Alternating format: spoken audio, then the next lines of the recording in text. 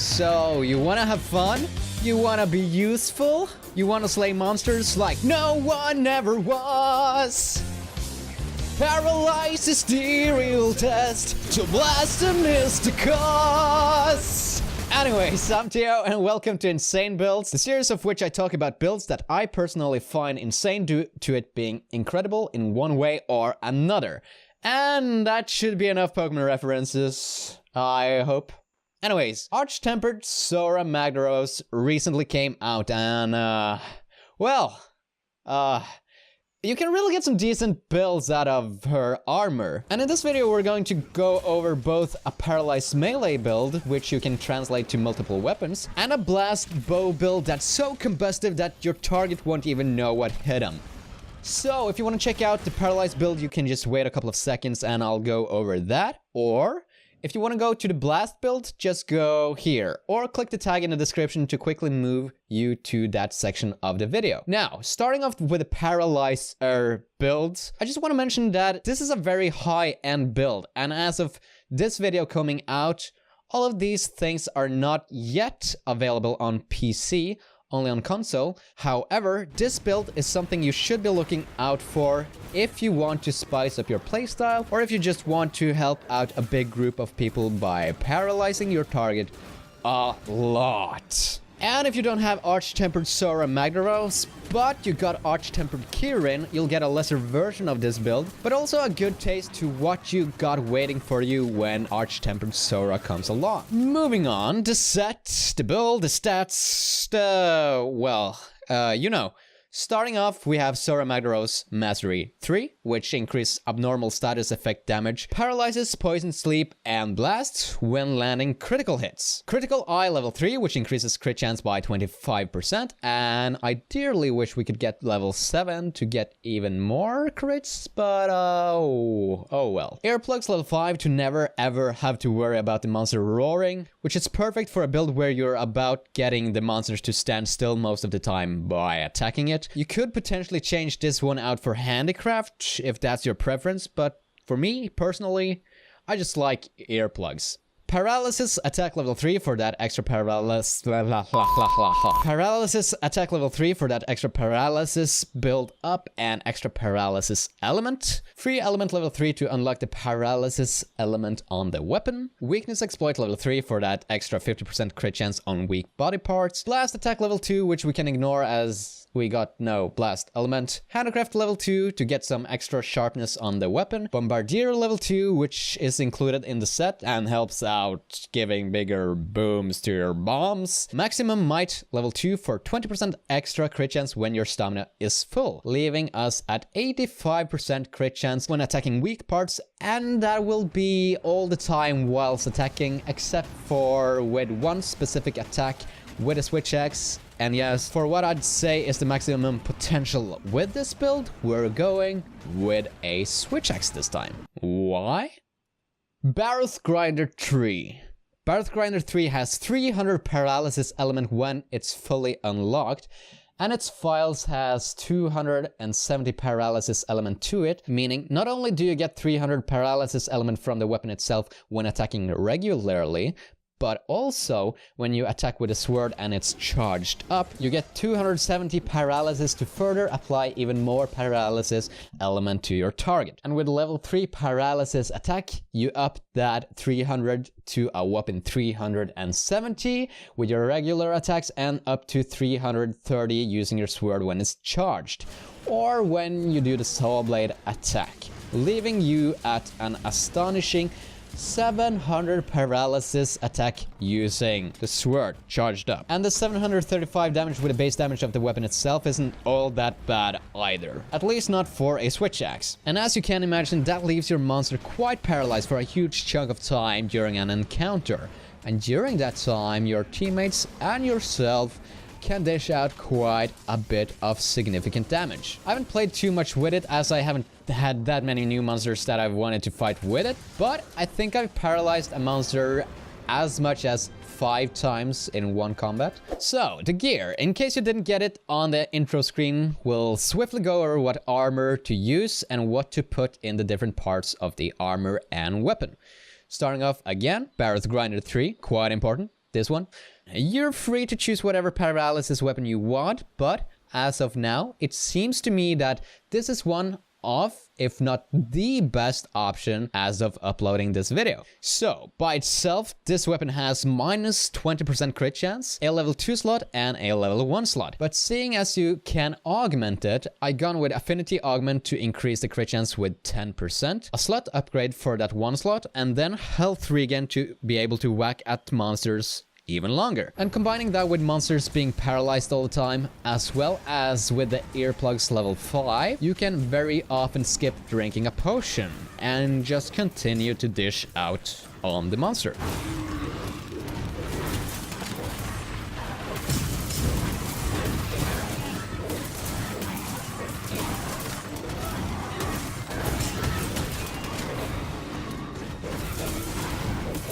Into the weapon itself, we have Tenderizer Jewel and 2 Paralyzer Jewels, provided that you have the 1 extra level 1 slot from the augment. The helmet is the Kaiser Crown Y or Gamma with critical eye level 2. It also has 2 level 2 slots where we've put a couple of maximum might jewels. The chest piece is a Kirin Jacket Y which has free element level 2 and 2 1 slots where we've put a couple of critical eye jewels. Coming up's the Zorah Claws Y which has earplugs level 2.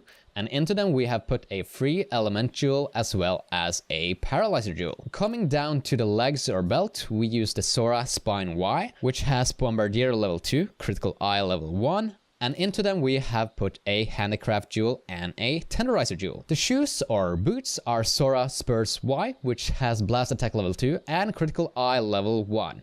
And in them we have the handicraft jewel as well as another tenderizer jewel. And then we max out the rest of the earplug skill out with a earplugs charm 3. And again, as you can see, paralysis happens a lot. Again, 5-6 times during one battle is the most I've done to a monster so far, I think. But I'm interested to see if you guys are able to get your monster paralyzed even more than what I did whilst recording this.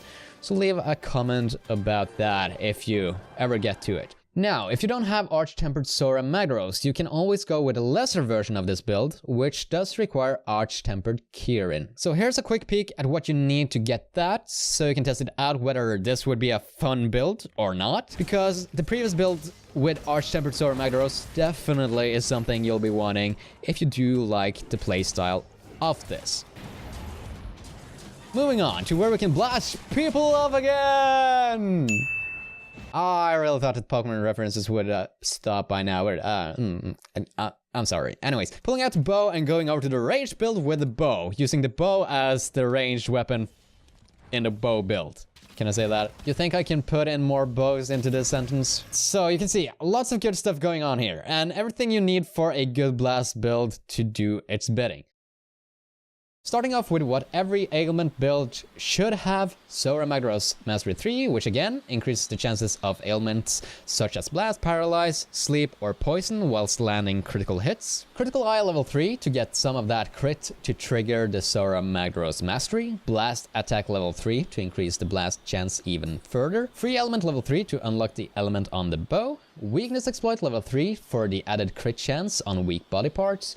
Constitution level 3 to reduce stamina depletion during certain activities. Earplugs level 2 and Bombardier level 2 is... well, it's there and it doesn't do too much, to be honest. A little extra damage on the bombs is always nice, though. Normal shots and spread shots level 1. Stamina Surge level 1 to get stamina back a little bit faster. And Bow Charge Plus to get that extra charge of shots. Alright, so moving over to the gear, giving all these stats and starting off with a weapon, Taroth Arrow Blast. Dropping off of Kulf Taroth, of course, so look out for this one. You could do any other blast bow as well, but this one is for the time being the highest damage and blast overall. The bow, of course, has 240 attack and 360 blast, which we bump up to 440 blast with level 3 blast attack. The crit chance is 0, but we bump that one up to 10% with the affinity augment. It also has plus 30 defense and a level 3 slot for a gem of your choice. Here we went with a Refresh Jewel 2, which increases the Stamina Surge skill, which you could You could change out for anything, really. It's not a huge part of the build, but it does help. Next up is the helmet, which is the Kaiser Crown Y with critical eye level 2 and 2 level 2 slots, where we put the Mighty Bow Jewel and a Tenderizer Jewel. The chest is the Kieran Jacket Y with 3 element level 2 and 2 1 slots, and into it we put a couple of critical eye jewels. The gloves are the Zorah Claws Y and contains earplugs level 2 as well as a level 3 and a level 1 slot. Into these we put a 3 element jewel and a blast jewel. The belt or legs also comes from Zorah, and it's the Zorah Spine Y, which has Bombardier level 2 and a critical eye level 1, as well as a level 3 slot and a level 2 slot. There we have the Spreadshot Jewel and a Tenderizer Jewel. Down to the feet shoes, we got the Zorah Spurs Y with blast attack level 2 and another critical eye stat. They also come with a level 3 and a level 2 slot. Here we put the normal shot jewel and another Tenderizer Jewel. And last but not least, the charm we all want in our bow builds, the Fitness Charm 3. Now, this build is definitely something for the ones of you who want to have a little bit of fun with both the monster as well as for the ones of you who just really like to see explosions. Because you will be seeing them a lot. You're the firecracker, the firework machine. You're an atom bomb ready to rain havoc upon thy poor opponent monster. And as far as how to play, well, on a Switch Axe, I just recommend you find a video on how to maneuver that to its full potential. But as a quick repeat of how I usually play, whilst I'm in Axe mode, circle A on Xbox for the stamina draining move.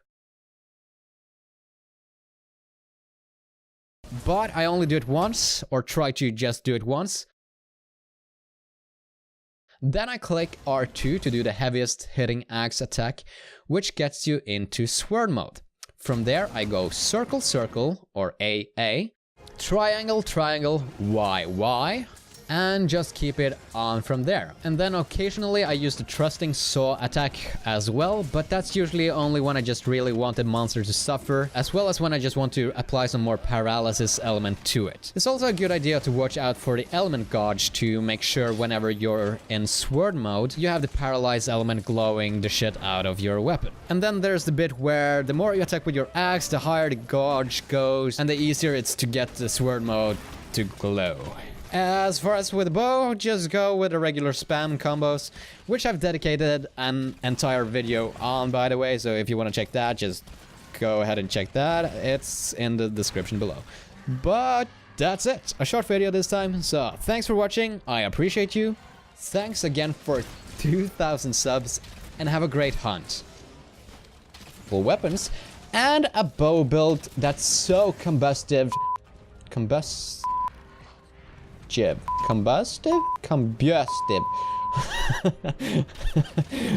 What?